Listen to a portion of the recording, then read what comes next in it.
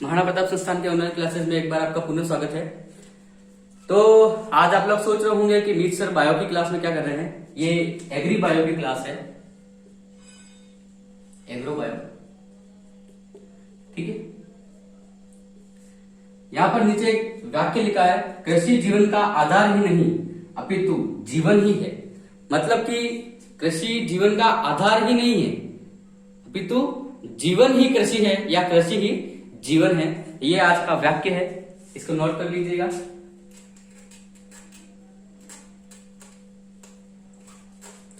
तो क्या है कि अब से बायो की जो क्लास है वो मैं ही लूंगा, ठीक है। अब आपके क्या है कि ये हमारे पास सिलेबस है इसका, तो सिलेबस के अंदर आपका जो फर्स्ट चैप्टर है, आप चाहो तो नोट कर सकते हो। फर्स्ट चैप्टर है, उसका नाम है पादप प्रजनन, सेकंड है जैव प्रौद्योगिकी, ठीक है। इसके बाद में फसलों एवं भंडारण के प्रमुख कीट है। इसके बाद में कीट नियंत्रण की विधियां है, पादप रोग विज्ञान परिभाषा। इसके बाद में खरीफ की फसलों के रोग है। सातवां चैप्टर है रबी की फसलों के रोग। आठवां है महत्वपूर्ण फलों के रोग, कारण लक्षण व नियंत्रण। नौवां है सूत्रक्रमी। 10वां है केंचुओं की संरचना एवं कृषि में उपयोग। इसके बाद में 11वां है टिड्डे की संरचना, जीवन चक्र। इसके बाद में 12वां है मधुमक्खी पालन। 13वां है पशु परजीवियों का अध्ययन एवं आर्थिक महत्व। और 14वां है राजस्थान में पालने योग्य खाद्य मछलियां, ठीक है। तो क्या है कि मैंने इसके कुछ नोट्स ऐसे बनाए हैं अपने हिसाब से कि इसमें जो आपका ये फोर्थ चैप्टर है, नहीं ये थर्ड चैप्टर है। इसके बाद में ये 8th चैप्टर है, महत्वपूर्ण फलों के रोग, कारण लक्षण। ये तो इन दोनों, ये दोनों साथ में हो जाएंगे, एक ही साथ में हो जाएंगे, मतलब जो अपन कंटिन्यूटी बना रहे हैं उसके हिसाब से हो जाएंगे। तो फर्स्ट में अपन 8th चैप्टर से स्टार्ट करेंगे, क्योंकि बहुत ही इंटरेस्टिंग है ये, और आपको भी मजा आएगा इसमें और मुझे भी। क्योंकि क्या होता है कि कोई चीज को अपन देखते हैं अपने आंखों के सामने तो वो हमको ज्यादा समझ में आती है, ठीक है। और कोई ऐसी चीज है जिसको पता ही नहीं, अब आपने न्यूट्रॉन प्रोटॉन ये कभी देखे ही नहीं है तो आपको समझ में कैसे आएगा। लेकिन आपने मक्का की फसल देखी है तो आपको बहुत अच्छे से समझ में आएगा, ठीक है। मैं भी यही सोचता हूं कि आपको जितना भी अपनी तरफ से दे सकूं उतना देता हूं, मतलब कि ज्ञान जितना भी है वो, ऐसे कोई इस दुनिया में परिपूर्ण नहीं है, लेकिन थोड़ा बहुत जिसमें होता है वो सब एकत्र करके आप बन सकते हो विद्वान। तो महाराणा प्रताप संस्थान के विद्वान छात्र छात्राओं, आज की क्लास में हम अपने 8th चैप्टर से स्टार्ट कर रहे हैं, ठीक है। 8th चैप्टर का नाम है महत्वपूर्ण फलों के रोग,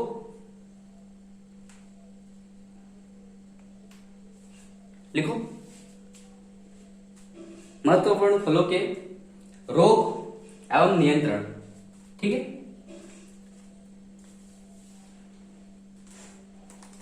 अच्छा देखो, अब इसमें क्या कर रहे हैं अपन कि महत्वपूर्ण फलों के रोग तो पढ़ रहे हैं, लेकिन अपने एग्रोनॉमी में फसलें भी हैं, दालें भी हैं, इसके बाद में जो फूल वाले पौधे हैं उनका भी है। तो क्या करते हैं अपन, थोड़ा सा इसको अच्छा बनाने के लिए क्या करते हैं कि पहले सारे जितने भी कीट वगैरह है उनके बारे में पढ़ लेंगे, जितने भी रोग वगैरह है उनके बारे में पढ़ लेंगे। फिर अपन डिवाइडेशन कर लेंगे कि भाई ये कीट है वो आम का है, ये कीट है वो नींबू का है। अच्छा, जैसे कि एक कीट है, इसका नाम है सफेद मक्खी, ठीक है, सफेद मक्खी। अब ये सफेद मक्खी है वो आपके सोयाबीन में भी लग जाती है, आम पर भी लग जाती है, इसके बाद में नींबू पर भी लग जाती है, जितने भी फूल वाले पौधे हैं उन पे भी लग जाती है। तो क्या हम इसको सबके साथ में एक बार में पढ़ सकते हैं? पढ़ सकते नहीं पढ़ सकते हैं, ठीक है, कि भाई सफेद मक्खी ऐसे ऐसे होती है, इसका नियंत्रण ऐसे ऐसे होता है, लक्षण ऐसे ऐसे होते हैं। तो इसको सफेद मक्खी को एक साथ में पढ़ सकते हैं अपन, ठीक है। इसके बाद में तनाछेदक कैसे है, तनाछेदक, ठीक है। अब तनाछेदक होता है वो किसी भी तने में घुस जाता है, किसी भी तने में छेद कर देता है। तो क्या हम इसको साथ में पढ़ सकते हैं, है ना। तो मैं ये कह रहा हूं कि जितने भी कीट रोग वगैरह हैं उनके बारे में हम एक साथ में पढ़ लेते हैं, जिससे कि हमको सारी फसलों का नॉलेज हो जाए, ठीक है। लेकिन कीट पढ़ने से पहले हम रोग पढ़ेंगे, और रोग पढ़ने से पहले भी हम जो पौधा होता है उसके दैहिक विकारों के बारे में बात करेंगे। दैहिक विकार का अर्थ होता है, देखो, एक तो जो जन्म लेने के बाद में जो रोग होता है, जैसे कि किसी को पोलियो हो गया, ठीक है, तो ये पोलियो क्या है? ये पोलियो है, वो किसी बाहर कारण से नहीं आया है, वो जब माता के पेट में ही था, गर्भ में ही था, तब उसी वक्त से उसको मतलब पोलियो होने लग गया था, और बाहर आके उसका दैहिक विकार हो गया ये, ठीक है। हाँ, लेकिन किसी को डायबिटीज हो जाती है तो ये प्रकार का रोग है, क्या है? डायबिटीज हो गई, वो तो एक प्रकार का रोग है। लेकिन किसी को पोलियो हो जाता है, कोई जन्म से अंधा है, कोई जन्म से उसके हाथ नहीं है, किसी का पांव नहीं है, ठीक है, तो वो क्या होता है? एक दैहिक विकार होता है। मतलब कि खुद के अंदर से ही कोई विकार उत्पन्न होता है, रोग उत्पन्न होता है, तो उसको दैहिक विकार कहते हैं, ठीक है। तो दैहिक विकारों के बारे में पढ़ेंगे अपन सबसे पहले। तो यहां पे हेडिंग डालो,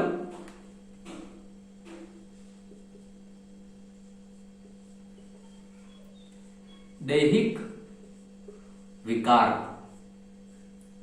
दैहिक विकार क्या होता है, समझ में आ गया आपको? कि भाई अपने अंदर से ही रोग की उत्पत्ति करना दैहिक विकार कहलाता है, ठीक है।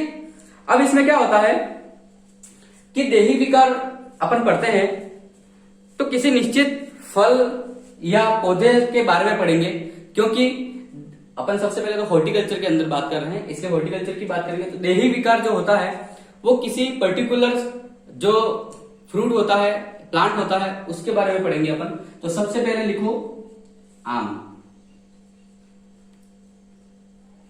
आज मार्कर भी साथ नहीं दे रहा है, चलो जैसे तैसे करेंगे आज, तो इसका कल से देखेंगे क्या होता है। आम के बारे में आप सब अच्छी तरह से जानते हो, ठीक है। अच्छा, एक बात और बता दो आपको मैं कि ये जो नोट्स में लिखाऊंगा ये आप नोट करके लिख लेना कि ये जिंदगी भर जब तक आप एग्रीकल्चर पढ़ोगे तब तक ये काम आएंगे, ये ध्यान रखना हमेशा, ठीक है। आपके प्रैक्टिकल लाइफ में भी काम आएंगे और थ्योरेटिकल लाइफ में भी काम आएंगे, ठीक है। अब इसमें क्या होता है, आम का देख लो। तो आम में क्या क्या होता है ये देख लो। आम में सबसे मुख्य दैहिक विकार है जो, वो है ब्लैक टिप।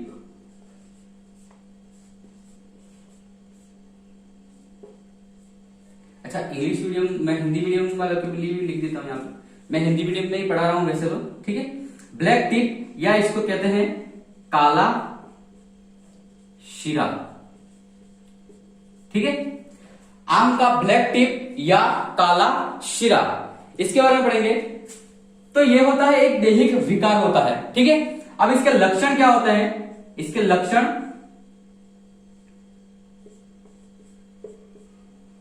ठीक है, इसके लक्षण होते हैं, ये जो फल आता है, आम का, फल पर काले धब्बे, ठीक। देखो आम है, ठीक है, इसमें ब्लैक टिप दैहिक विकार हो गया। लक्षण क्या है इस पर कि फल पर काले धब्बे पड़ने लग जाते हैं, ये ब्लैक टिप का कारण है। अच्छा, ये ब्लैक टिप काला शीरा रोग होता क्यों है ये देख लो। तो उसको विवरण में पढ़ेंगे हम, विवरण में। तो इसमें क्या होता है कि जो आम का बागान लगा हुआ है या आम का पेड़ है कहीं पर, उसके साइड में कहीं पे, इसके पास में 1 किलोमीटर के दायरे में अगर ये जो ईंटों का पट्टा आता है, ईंटों का पट्टा देखा होगा आपने, ईंटों का पट्टा होता है, तो उससे क्या होता है कि SO2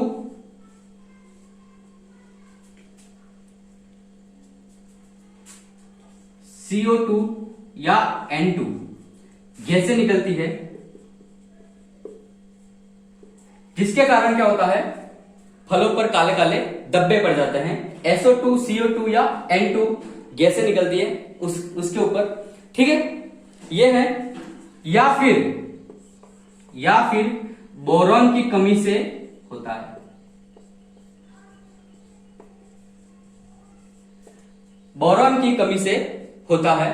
देखो, अगर आपको यहां से दिख नहीं रहा होगा कुछ प्रॉब्लम्स है यहाँ पे, तो मैं जो बोल रहा हूं उस पर ध्यान दें आप कि अगर SO2, CO2 और नाइट्रोजन गैसें जो चिमनी से निकलती है, ईंटों के भट्टे से निकलती है, उसकी वजह से या बोरॉन की कमी से होता है, तो इसका उपचार क्या होगा? इसका उपचार देख लो कि इसका उपचार क्या होगा। तो बोरॉन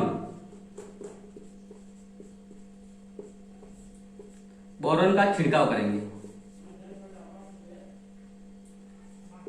बोरॉन का छिड़काव करेंगे, ठीक है।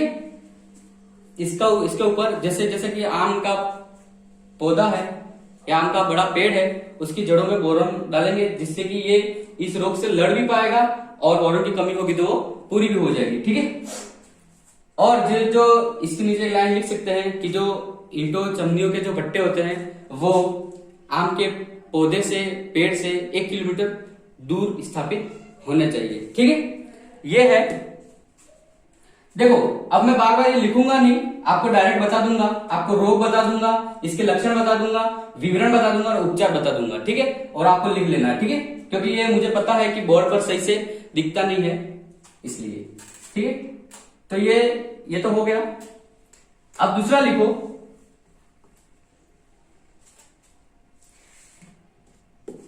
यहां पर जो देही विकार है उसको लिखो।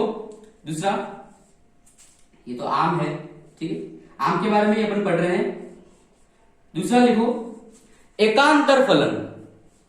दूसरा लिखो एकांतर फलन।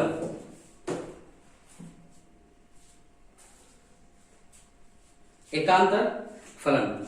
अब ये एकांतर फलन क्या होता है, इसको ध्यान से देखो। एकांतर फलन, ठीक है। एकांतर फलन का अर्थ ये होता है कि 2 साल में एक बार फूल आना और फल आना, ठीक है। आम में एकांतर फलन की सबसे ज्यादा समस्या होती है।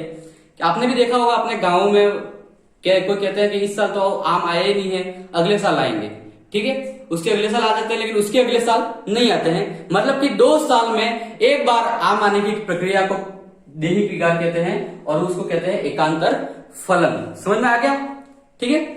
अब इसमें क्या होता है कि एकांतर फलन है वो सबसे ज्यादा उत्तर भारत में आता है, और अपना जो राजस्थान की स्थिति है भौगोलिक दृष्टि से, राजस्थान की स्थिति उत्तर पश्चिम में आती है। मतलब कि उत्तर में अगर देही विकार एकांतर फलन का आता है तो अपने राजस्थान में भी आता है, ठीक है, एकांतर फलन। तो इसमें कौन कौन से जो फल होते हैं आम के, वो ज्यादा, इसके सबसे पहले तो यहाँ पे एकांतर फलन लिखो। इसके अंदर लक्षण लिखो कि 2 साल में एक बार फल आना। यहाँ पे लक्षण में लिखो 2 साल में एक बार फल आना। इसके बाद में विवरण में लिखो कि सबसे ज्यादा प्रभावी आम की किस्में, सबसे ज्यादा प्रभावी आम की किस्में। इसमें लिखो दशहरी, ये आम की किस्में है। देखो आपको साथ साथ में आम की किस्में भी याद हो रही है। दशहरी, लंगड़ा ये आम की किस्म है एक प्रकार की। इसके बाद में चौसा, ठीक है। अब जो चौसा है उसमें कोष्टक बना के लिख लेना, आपके काम की चीज है। जो चौसा है उसमें कोष्टक बना के लिख लेना। आम की सबसे ज्यादा मीठी किस्म चौसा, आम की सबसे ज्यादा मीठी किस्म चौसा, ठीक है। इसके बाद में इसका उपचार लिखो। देखो आपको लिखने नहीं आएगा, देखो उपचार में लिख रहा हूं, ठीक है। ये मार्कर की थोड़ी ऐसी रामायण है।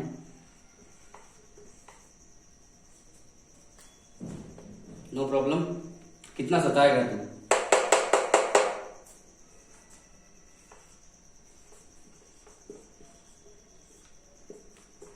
जब तक लिखेंगे नहीं तब तक छोड़ेंगे नहीं। तो उपचार लिखो इसका, पेक्ला ब्यूट्राजोल। देखो पेक्ला ब्यूट्राजोल, देखो आप 2-3 बार अगर इसको मतलब ऐसे बोलेंगे तो आपको याद ही हो जाएगा। पेक्ला ब्यूट्राजोल, पेक्लाबिट्राजोल, पेक्लाबिट्राजोल एक केमिकल है, ठीक है। ये मात्र एक ही कंपनी बनाती है, सिजेंटा इंडिया लिमिटेड कंपनी, ठीक है। सिजेंटा का कल्टार, ठीक है। मतलब सिजेंटा एक कंपनी है, वो कल्टार नाम की दवाई बनाती है जिसमें केमिकल कौन सा होता है, पेक्लाबिट्राजोल। मतलब एकांतर फलन की समस्या हेतु सिजेंटा इंडिया लिमिटेड की कल्टार नामक दवाई आती है जिसमें पेक्लाबिट्राजोल केमिकल आता है, उसके स्प्रे करने से एकांतर फलन की समस्या दूर होती है, ठीक है। आई होप कि आपको बहुत अच्छी तरह से समझ में आ गया होगा आज की क्लास में। और इस क्लास के बाद में जो अपनी एग्रीकल्चर की क्लास आती है उसमें भी हम आपको कुछ अलग बताएंगे, जो प्रवर्धन चल ही रहा है अपना, ठीक है। ये एग्री बायो की क्लास है। मुझे एग्री बायो पर्सनली बहुत ही अच्छी सब्जेक्ट लगती है, इसको पढ़ाने में और पढ़ने में बहुत ही आनंद आता है, ठीक है। आज के लिए बस इतना ही। Thank you very much.